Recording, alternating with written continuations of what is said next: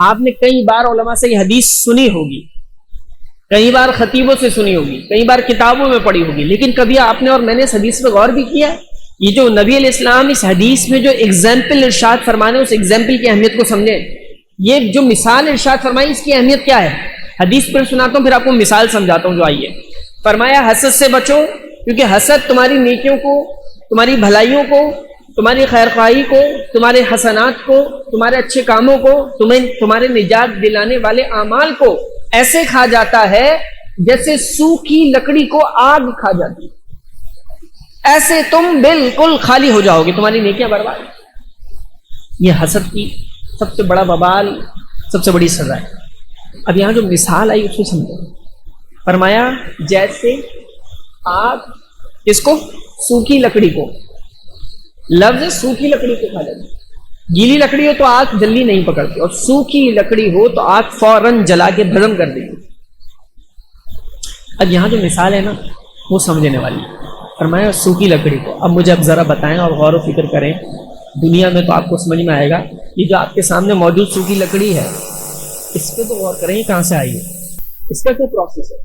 تو پورا پیچھے پروسیس پہ جب آپ جائیں گے تو پھر آپ کو ذہن میں آئے گا، آپ کی آبزرویشن آپ کو ریئلائز کرائے گی کہ بات یہ ہے کہ ایک مالی، ایک کسان ایک بیج کو زمین کے اندر بو دیتا ہے، اس بیج کو بو دیتا ہے اور پھر اس پہ کھاد بھی ڈالتا ہے، اس کا خیال بھی رکھتا ہے، اس پہ پانی بھی وقت پہ دیتا ہے، اور بڑے دنوں تک اس کا انتظار کرتا ہے۔ پھر وہ بیج پھوٹتا ہے تو کچھ بیل نکلتی ہے، پھر وہ پھلتا ہے، پھولتا ہے، پھر وہ درخت جا کے بنتا ہے۔ کتنا اس کا خیال کرنا پڑتا ہے، کتنا عرصہ لگتا ہے، پھر وہ جا کے درخت بنتا ہے۔ پھر وہ درخت کٹتا ہے تو پھر وہ ایک کمپنی میں، ایک کارخانے میں جاتا ہے، پھر وہ ترتیب سے کچھ نہ کچھ اس پہ کام ہوتا ہے اور وہ لکڑی بنتی ہے۔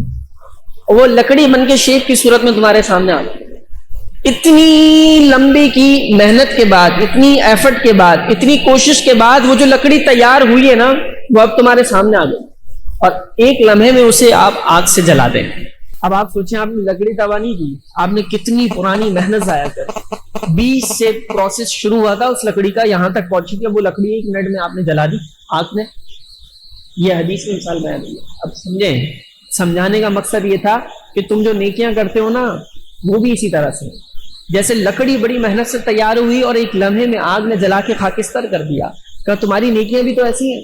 کتنی مشکل سے تم اپنے جی کو، اپنے نفس کو مارتے ہو، شیطان سے کے وار سے بچتے ہو، شیطان سے لڑتے ہو، بڑی مشکل سے اپنے آپ کو بچا کے، زمانے کے فتنوں سے بچا کے نماز کی طرف جاتے ہو، درس کی طرف جاتے ہو، نیک لوگوں میں جاتے ہو، اچھائی کرتے ہو، نماز پڑھتے ہو، تلاوت کرتے ہو، نہ جانے کتنی تم نے نیکیاں بڑی کوشش، بڑی محنت سے جمع کی، کبھی نفس سے بچ کے، کبھی شیطان سے بچ کے، کبھی برے لوگوں سے بچ کے، کبھی پورے زمانے سے بچ کے، سب کچھ کرنے کے بعد تم نے اپنی نیکیاں جمع کی، کتنی محنت سے جمع کی نا، پھر تم نے حسد شروع کر دیا۔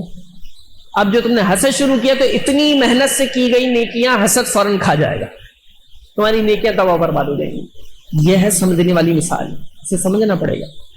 تو ایک عقل مند انسان اگر تحمل سے بیٹھ کے سوچے تو یار میں کیا کر رہا ہوں، اتنی محنت سے جو میں نے زندگی میں نیکیاں کی ہیں اپنے پلے، وہ سب ایسی ضائع ہو جائیں گی حسد کر کے، کیوں کسی سے حسد کریں؟